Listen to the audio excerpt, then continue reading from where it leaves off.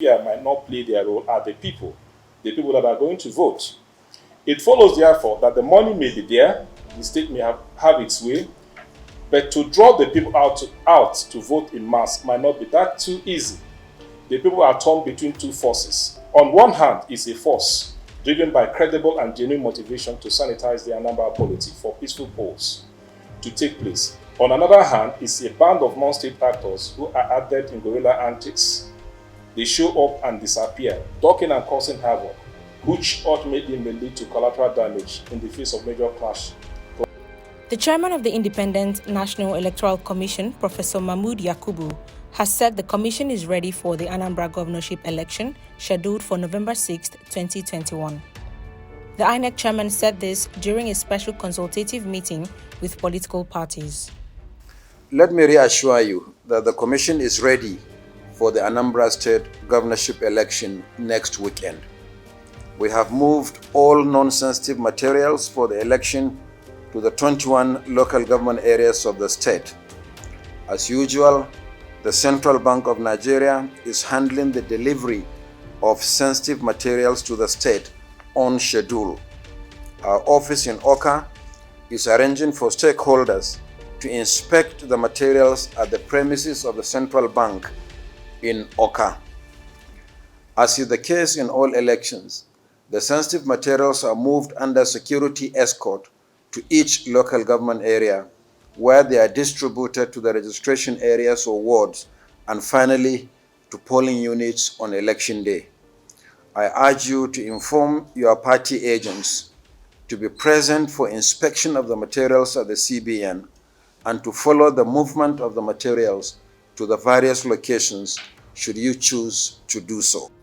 Yakubu announced that an additional 1,112 polling units were established in Anambra State, in addition to the existing 4,608 locations, bringing the total number of polling units in the state to 5,720.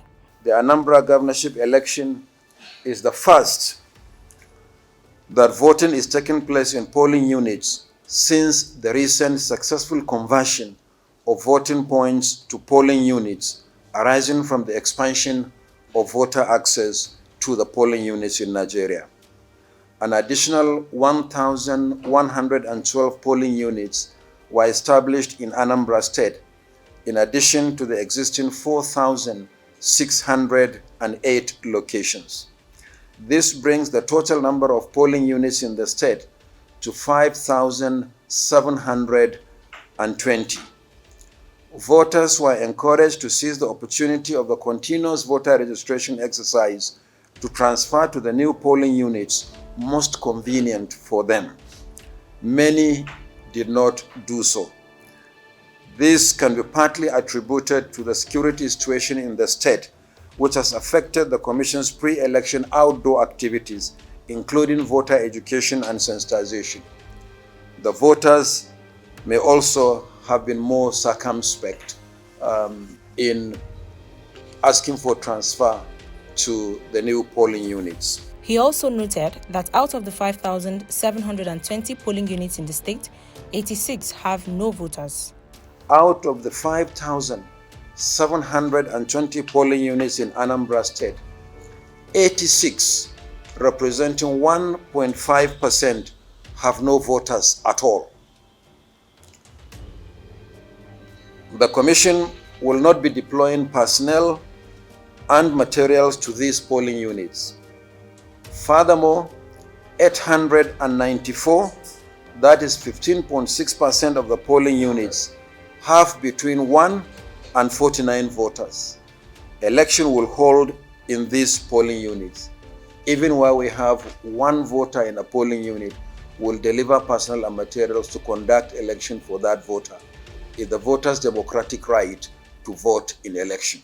IPAC Chairman Leonard Nzengwa, while speaking at the meeting, said, Party Advisory Council, IPAC, is not unmindful of the intense squibbling and vicissitudes occurring in the polity, with the upcoming polls in Anambra posing greater challenge to the Commission, for which we have prevailed on our candidates to maintain highest decorum and play by the rules, and to ensure that they rein in their supporters to conduct themselves responsibly and statesmanlike. We are glad to inform the Commission that so far we have not recorded any untoward case of inter-party headbutts. Even the intra-party misgivings that affected some parties have been managed successfully.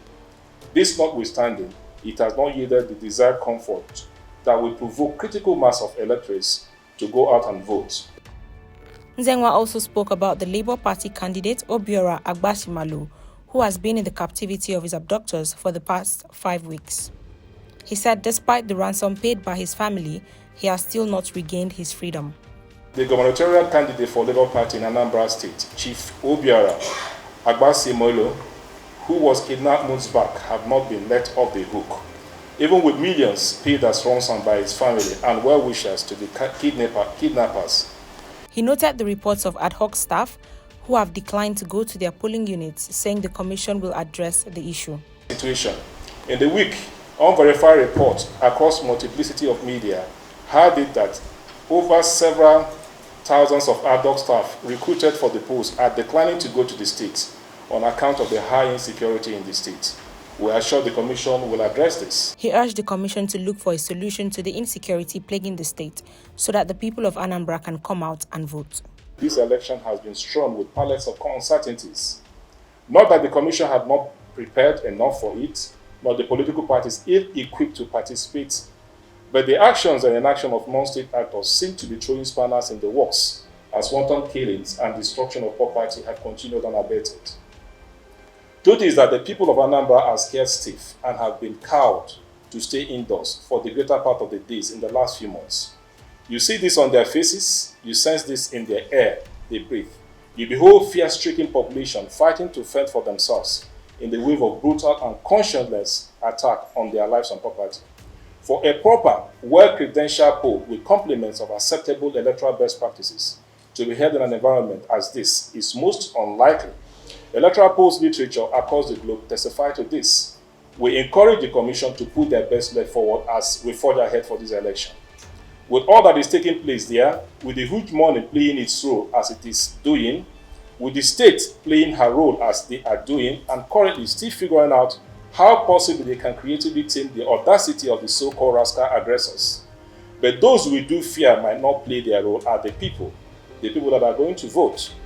It follows, therefore, that the money may be there, the state may have its way, but to draw the people out to vote in mass might not be that too easy. The people are torn between two forces. On one hand is a force driven by credible and genuine motivation to sanitize the Anambra polity for peaceful polls to take place. On another hand is a band of non-state actors who are adept in guerrilla antics. They show up and disappear, talking and causing havoc, which ultimately may lead to collateral damage in the face of major clash. I'm sure the Commission is aware of this and are taking very strong and cogent steps to address this as well. It is acknowledgement of this disincentive which might usher high voter apathy that we are deeply concerned with, and we want this to be also addressed.